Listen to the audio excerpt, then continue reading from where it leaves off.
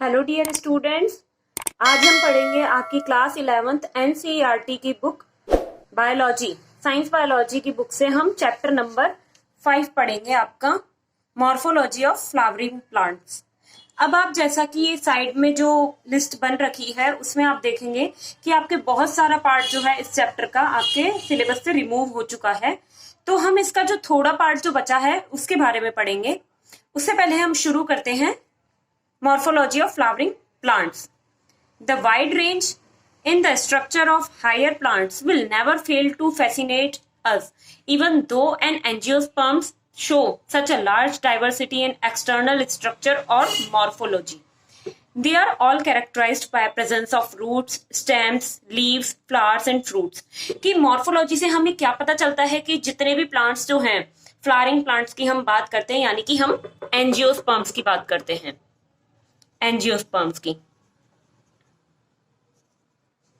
तो उनके अंदर जो stem, leaf, flower, fruit, roots, ये सब जो देखने को मिलती है, ये होते हैं उनके morphological characters. In chapter 2 and 3 we talked about classification of plants based on morphological and other characteristics for any successful attempts at classification and at understanding any higher plant or for that matter any living organisms.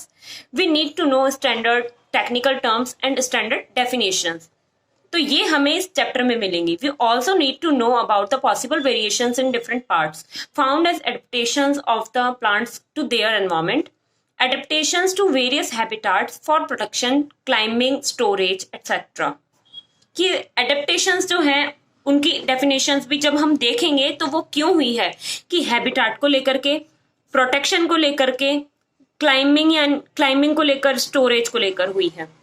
If you pull out any weed you will see that all of them have roots, stems and leaves. जो weed plants होते हैं उनके अंदर भी root, stem and leaves होते हैं। They may be bearing flower and fruits. The underground part of the flowering plant is the root system, while the portion above the ground forms the shoot system.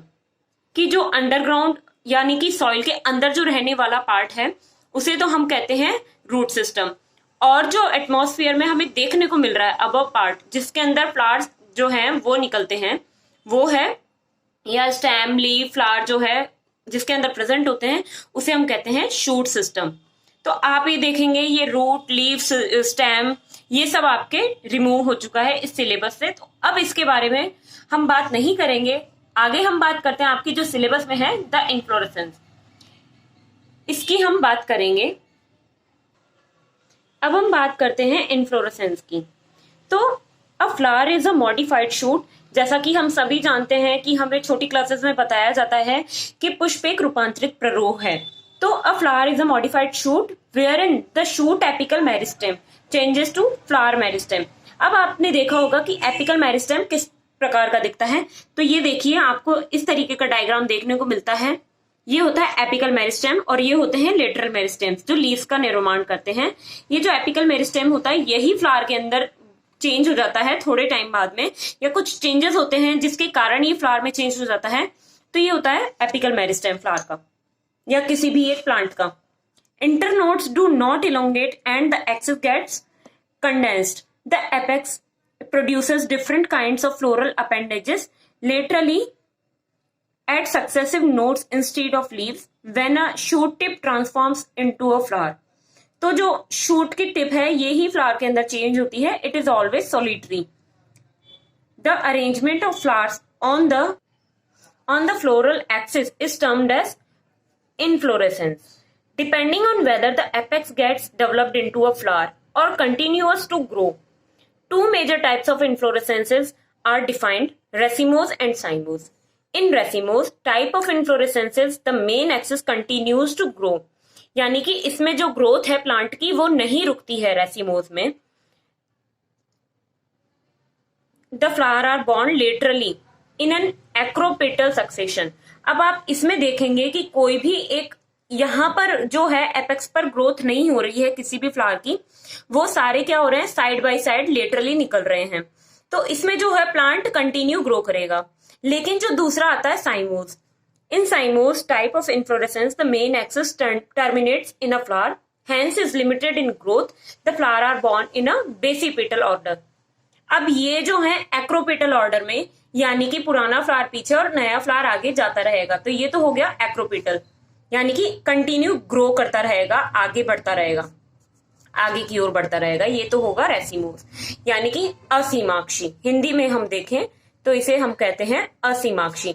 और जो साइमोस का मैंने बताया है वो होता है सीमाक्षी या ससीमाक्षी, यानी कि इसकी एक लिमिट है कि ये यहीं तक बढ़ेगा। अब जैसे यहां पर ये इसमें एपेक्स पर आ गया है फ्लावर, तो इसकी ग्रोथ यहीं रुक जाएगी। अब फिर अगर कोई दूसरा फ्लावर निकलेगा तो वो साइड बाय साइड निकलेगा, लेकिन यहां से तो जो ग्रोथ है मेन प्लांट की एक्सिस की वो रुक जाती है, तो वो होता है साइमोस। तो आपने देखा इन्फ्लोरेसेंस दो टाइप का हुआ, एक तो हुआ रेसिमोस, एक हुआ साइमोस। अब आते हैं फ्लावर पर। The flower is the reproductive unit in the angiosperms. It is meant for sexual reproduction. A typical flower has 4 different kinds of rolls arranged successively on the swollen end of the stalked or pedicel, called thalamus and receptacle.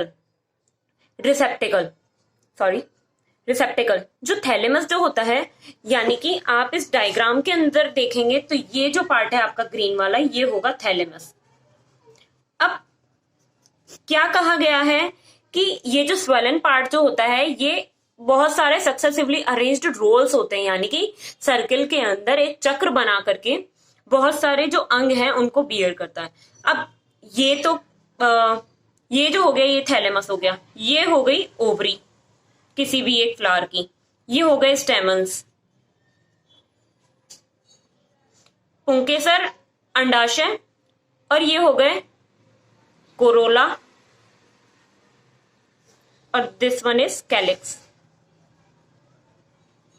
अब आप देखेंगे calyx जो होता है ये green colour का होता है, लेकिन जो कोरोला होता है वो डिफरेंट कलर का होता है। इसमें आपने पिंक देखा, इसमें ब्लू, इसमें येलो, इसमें रेड। तो ये जो होता है नेक्टर के लिए इंसेक्ट्स को अट्रैक्ट करता है, ताकि कोई भी इंसेक्ट आए और इसे पॉलिनेट कर दे, यानी कि एंटीमोफिली जब मिलता है किसी भी प्लांट के अंदर, यानी कि इंसेक्ट्स के द्वारा जो वो अट्रैक्शन होता है या फिर पॉलिनेशन की क्रिया जो है वो संपूर्ण होती है, तो उसे हम कहते हैं एंटीमोफिली। तो स्टेमन और ये ओवरी, ये आपने देख लिया है कि इस तरीके का होता है ये फ्लावर के स्ट्रक्चर में 4 तरीके के चक्र पाए जाते हैं, साइकिल्स या अंग हैं इसके, कैलिक्स, कोरोला, स्टेमन या एंड्रोशियम कहेंगे और गाइनोशियम कहेंगे हम। These are calyx, corolla, androecium and gynoecium. Calyx and corolla are accessory organs, यानी कि ये हेल्प करते हैं सिर्फ, while androecium and gynoecium are reproductive organs. In some flowers like lily and the calyx and corolla are not distinct and are termed as perianth. यानी कि जिन flower के अंदर कैलिक्स और कोरोला डिफरेंट नहीं होते हैं और एक ही रोल के अंदर होते हैं, तो उसे हम कहते हैं perianth. When a flower has both androecium and gynoecium it is bisexual, यानी कि दोनों जो सेक्स हैं उसके पास में प्रेजेंट होते हैं। A flower having either only stamen और only carpels is unisexual. In symmetry the flower may be actinomorphic, यानी कि रेडियल सिमेट्री जो होती है, कहीं से भी काटे वो 2 से 3 पार्ट्स में बढ़ सकता है, और जाइगोमॉर्फिक, यानी कि बायलेटरल सिमेट्री कि 2 पार्ट में जब हम उसे काटें तो वो बायलेटरल सिमेट्री होगी या होगा। When a flower can be divided into 2 equal radial halves in any radial place passing through the center, it is said to be actinomorphic. Example है mustard है, धतूरा, chili. When it can be divided into 2 similar halves only in one particular vertical plane, it is zygomorphic. यानी कि pea, Gulmohar, bean, cassia. A flower is asymmetric, irregular if it cannot be divided into 2 similar halves by any vertical plane passing through the center, as in canna. A flower may be trimerous, tetramerous or pentamerous when the floral appendages are in multiple 3, 4 or 5 respectively. Flowers with bracts, reduced leaf found at the base of the pedicel are called bracteate, and those without bracts ebracteate, यानी कि जिनमें bract present होगी green colour की, जो ये तरीके की आप देख ले, ये जो ब्रैक्ट होती है तो ब्रैक्टिएट और इब्रैक्टिएट, जब नहीं होगी तो इब्रैक्टिएट कहलाएगा और जब होगी तो ब्रैक्टिएट कहलाएगा। Based on the position of calyx, corolla and androecium in respect of the ovary on thalamus, the flowers are described as hypogynous, perigynous and epigynous. Hypogynous में आप देखेंगे ये वाला है कि ये सभी जो है बराबर में चल रहे हैं, यानी कि थैलेमस जो है थोड़ा ऊपर की ओर है और उसके ऊपर ओवरी लगी हुई है। एंड ए एंड बी हो गए हाइपोगाइनस, सी हो गया है पेरिगाइनस, यानी कि ये जिसमें ओवरी ऊपर की ओर निकल गई है, लेकिन जो ये है यानी कि एंड्रोशियम या स्टेमन्स वो नीचे की ओर रह गए हैं। और एपिगाइनस में है कि पूरे थैलेमस ने इसको ओवरी को नीचे की ओर ले लिया, कवर कर लिया, और जो स्टेमन्स है वो बाहर की ओर है। In the hypogynous flower, the gynoecium occupies the highest position while the other parts are situated below it. The ovary in such flowers is said to be superior. Mustard, China rose and brinjal, इनमें ये इस तरीके की ovary जो है मिलती है। If gynoecium is situated in the center and other parts of the flower are located on the rim of the thalamus almost at the same level, it is called perigynous. The ovary here is said to be half inferior. Plum में, rose में, peach में। In epigynous flowers the margin of thalamus grows upward enclosing the ovary completely and getting fused with it. The other parts of flower arise above the ovary, hence the ovary is said to be inferior, as in flowers of guava and cucumber and the ray florets of sunflower. ये आपने देखा है। अब आता है parts of a flower. Each flower normally has 4 floral roles, calyx, corolla, androecium and gynoecium आपने देखा है। The calyx is the outermost roll of the flower and the members are called sepals. तो अब जो कैलिक्स जो है उसी को हम सेपल्स भी कहते हैं। Sepals are green, leaf like and protect the flower in the bud stage. The calyx में भी जो जब फ्लावर खिलने से पहले इस तरीके की बड के अंदर बंद होता है ग्रीन कलर के अंदर, तो उसे हम कहते हैं कैलिक्स। द कैलिक्स में भी गैमोसेपलस, यानी कि सेपल्स जब यूनाइटेड होंगे यानी कि जुड़े हुए होंगे एक दूसरे से, और पॉलीसेपलस यानी कि डिफरेंट होंगे इस तरीके से। अब आता है corolla. Corolla is compose of petals. Petals are usually brightly colour to attract insects for pollination, जैसा कि मैंने आपको पहले ही बता दिया है। लाइक कैलिक्स, कोरोला में ऑल्सो भी गेमोपेटलस, पेटल्स यूनाइटेड, और polypetalous, petals free. The shape and colour of corolla very greatly in plants. Corolla में भी tubular, bell shaped and funnel shaped और व्हील शेप्ड। एस्टिवेशन की एस्टिवेशन किस तरीके का मिलता है, कोई भी फ्लावर जो होता है तो वो किस तरीके का एस्टिवेशन दिखाता है कि रोल जो होंगे वो बाहर वाले किस तरीके के होंगे, ये जैसा कि आप डायग्राम में देख रहे हैं। Aestivation the mode of arrangement of sepals और petals in floral bud with respect to the other members of the same role is known as estivation. The main types of estivation are valvate, twisted, imbricate and vexillary. When sepals or petals in a roll just touch one another at the margin without overlapping. In calotropis में आप देखेंगे it is said to be valvate. तो आप ये diagram देखिए, इसमें ये एक दूसरे को सिर्फ हल्का सा टच कर रहे हैं, तो ये होगा valvate. फिर आते हैं if one margin of the appendages overlaps that of the next one and so on, as in China rose, lady finger and cotton, and is called twisted. Twisted में ये इस तरीके का आप देखेंगे, twisted है कि जो आगे वाला पार्ट है वो ढका हुआ है दूसरे वाले से। If the margins of sepals or petals overlap one another but not in any particular direction, as in Acacia and Gulmohar, the estivation is called imbricate. यानी कि ये होगा कोरछादी कि ये एक दूसरे को, एक जो है अकेला उसको सब ने मिलकर के ढक रखा है, इस तरीके से होता है imbricate. In P and B flowers, bean flowers, there are 5 petals. The largest standard overlaps the 2 lateral petals wings, which in turn overlap the 2 smallest anterior petals keel. This type of estivation is known as vexillary और papilionaceae. यानी कि papilionaceae क्यों कहा है, क्योंकि papilionaceae family के अंदर मिलता है, यानी कि पी की फैमिली में मिलता है। ये देखिए जो आगे वाला इसे हम कहते हैं कील, इस तरीके का विन्यास मिलता है। अब आते हैं हम एंड्रोशियम पर। Androecium is composed of stamens, each stamen which represent the male reproductive organ consist of a stalk or a filament and an anther. Each anther is usually bilobed and each lobe has two chambers, the pollen sacs. The pollen grains are produced in pollen sacs. A sterile stamen is called staminode. Stamens of flower may be united with other members such as petals or among themselves. When stamens are attached to the petals, they are epipetals, as in brinjal, or epiphyllous when attached to the perianth, as in the flower of lily. The stamens in the flower may either remain free, polyandrous, or may be united in varying degrees. The stamens may be united into one bunch or one bundle, monoadelphous, as in China rose, or two bundles, diadelphous, as in pea, or into more than two bundles, polyadelphous, as in citrus. There may be a variation in the length of filaments within a flower, as in salvient mustard. अब आता है gynoecium. Gynoecium is the female reproductive part of the flower and is made up of one or more carpels. A carpel consists of three parts, namely stigma, style, and ovary. Ovary is the enlarged basal part on which lies the elongated tube, the style. The style connects the ovary to the stigma. The stigma is usually at the tip of the style and is the receptive surface for pollen grains.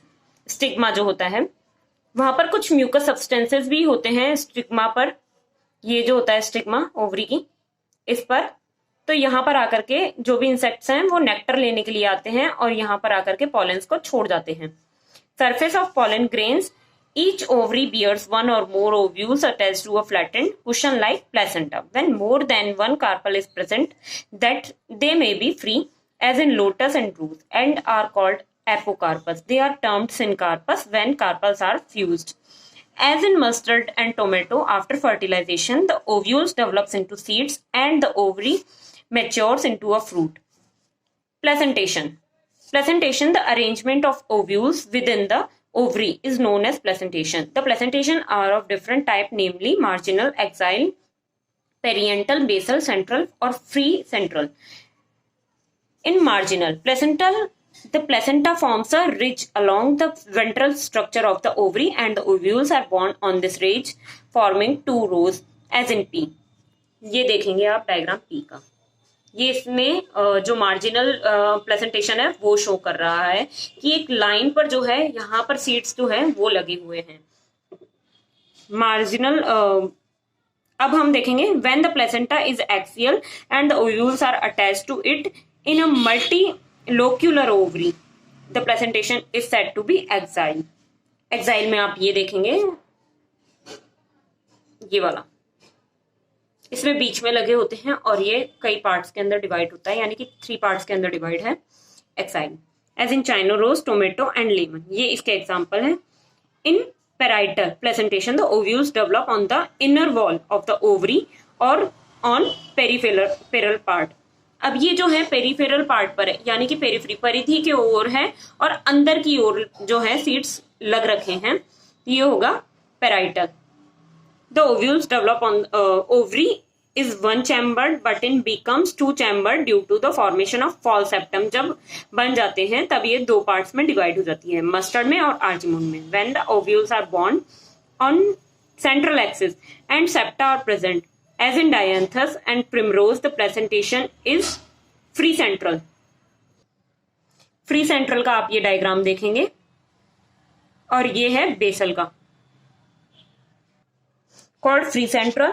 In basal placentation, the placenta develops at the base of ovary and a single ovule is attached to it, as in sunflower and marigold. अब जो fruit जो आ गया है ये आपके syllabus में नहीं है तो हम आगे चलेंगे इससे। अब हम आते हैं 5.8 पर, semi technical description of a typical flowering plant. तो ये जो फ्लोरल डायग्राम जो होता है या फ्लोरल फॉर्मूला जो बनता है, तो इससे हम किसी भी एक फ्लावर की फैमिली के बारे में बता सकते हैं। तो ये सेमी टेक्निकल डिस्क्रिप्शन होगी कि इनकी सभी की डेफिनेशन हम बताएंगे। Various morphological features are used to describe a flowering plant. The description has to be brief, in a simple and scientific language, and presented in a proper sequence. The plant is described beginning with its habit, vegetative characters, root, stem and leaves, and then floral characters, inflorescence and floral parts. After describing various parts of plant, a floral diagram and a floral formula are presented. यानी कि floral diagram और floral formula जो हम बनाते हैं वो scientist को scientifically किसी भी फ्लावर फैमिली के बारे में पता लगाने के लिए हेल्प करते हैं। The floral formula is represented by some symbols in the floral formula B R. अब देखिएगा, आप इसे स्मॉल बी आर नहीं लिखेंगे, आप capital B small R. B R stand for bracteate, यानी कि ब्रैक्ट यानी कि इसमें प्रेजेंट है। के स्टैंड्स फॉर कैलिक्स, कैपिटल में है। Capital C for corolla, P for perianth, A for androecium and G for gynoecium. अब जी के नीचे जब ये बार लग गया है फॉर सुपीरियर ओवरी, एंड जी के ऊपर जब ये टैग लगा है तो फॉर इंफीरियर ओवरी। और ये है मेल के लिए, ये है फीमेल के लिए। और बोथ जब होंगे बाइसेक्सुअल तो मेल फीमेल इसी तरीके से शो करते हैं। और ये होगा एक्टिनोमॉर्फिक, यानी कि इसे कहीं से भी कट कर लें हम, 4 पार्ट में डिवाइड हो रहा है। और जो परसेंट वाला ये सिंबल है वो होता है zygomorphic. Nature of flower fusion is indicated by the enclosing the figure within brackets and addition by a line drawn above the symbols of the floral parts. A floral diagram provides information about the number of parts of a flower, their arrangement and the relation they have with one another. The position of the mother axis with respect to the flower is represented by a dot on the top of the floral diagram. Calyx, corolla, androecium and gynoecium are drawn in successive rows, calyx being the outermost and the gynoecium being in the center. Floral formula also shows cohesion and adhesion within parts of rows and between rows. The floral diagram and floral formula in figure 5.20 represent the mustard plant family है Brassicaceae. अब आप इसमें देखिए, मैं आपको बताती हूँ, ये होगा मदर एक्सिस, ये जो है ये है मदर एक्सिस। अब ये जो एस्टिवेशन है ये कैलिक्स का है। अब सबसे पहले हम क्या बताएंगे कि ये एक्टिनोमॉर्फिक है या जाइगोमॉर्फिक है। तो ये जो प्लांट है ये एक्टिनोमॉर्फिक है, इसलिए हमने ये प्लस से बता दिया है। अब ये बाइसेक्सुअल है तो हमने ये वाला सिंबल यूज किया है। अब इसमें हम कैलिक्स देखेंगे डायग्राम में, आपको देखने के बाद में कितने कैलिक्स दिख रहे हैं, 4 दिख रहे हैं, 1 2 3 एंड 4, ये कैलिक्स हो गए यानी कि सेपल्स। तो अब ये जो है ये 2 + 2 यानी कि 2 एक तरीके के हैं, 2 एक तरीके के हैं। एंड सी कोरोला कितने हैं, 4 हैं, ये रहे आपके 4। वेलवेट है इसमें एस्टिवेशन जी, देख लिया आपने। और एंड्रोशियम है 2 + 4, किस तरीके से लिया है कि 2 जो है ये बाहर वाले हैं और जो ये 4 हैं ये एक साइकिल के अंदर है, एक रिंग के अंदर है। और 2 + 4 हो गए हैं एंड्रोशियम तक। अब आ गई है ओवरी यानी कि गाइनोशियम। तो ये भी कितनी है, 2 देख रहे हैं हम ओवरीज। ये एक उसके अंदर बंद है एक स्ट्रक्चर के अंदर, तो ये ब्रैकेट में आ गई है और नीचे लगा दिया है, तो ये क्या है, सुपीरियर ओवरी है। तो ये आपका फ्लोरल डायग्राम है और फ्लोरल फॉर्मूला है। तो ये जो फॉर्मूला बन जाता है उसे हम कहते हैं फ्लोरल फॉर्मूला। इसके हिसाब से आप बता सकते हैं कि ये प्लांट जो है कौन सा है और ये किस फैमिली से बिलोंग करता है। ये जो भी फ्लोरल फॉर्मूला होंगे हर एक प्लांट के सेपरेट होंगे, अलग अलग होंगे, सेम किसी के भी नहीं होंगे। अब ये जो आगे वाला पार्ट है आपके सिलेबस से जो है रिमूव हो चुका है, इसलिए हम ये नहीं देखेंगे। सो आप लोग जाकर के प्लीज इस वीडियो को लाइक कीजिए, शेयर कीजिए अपने फ्रेंड्स के साथ में एंड सब्सक्राइब कीजिए इस चैनल को और आने वाले वीडियोस के लिए अपडेटेड रहिए। Thank you.